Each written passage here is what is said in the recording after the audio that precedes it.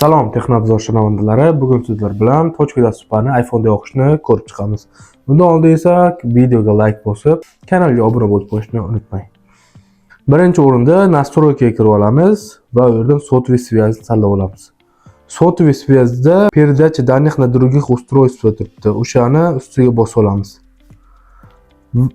Va eng pastiga tushamiz. Eng pastiga append degan joyingizga sizda yozuv bo'lishi mumkin yoki bo'lmasligi ham mumkin. Xohlagan yozuvingizni yozib olasiz. Misol uchun men Apple deb yozdim. Keyin imya пользователиga ham xohlaganingizni yozib olsangiz bo'ladi. Misol uchun men Apple deb yozdim.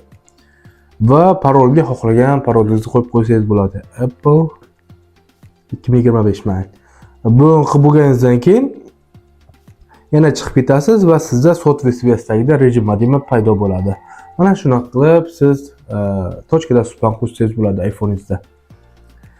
Videoga like bosing, kommentariy yozing, keyingi videolar nima haqida bo'lishini izohlarda yozib qoldiring.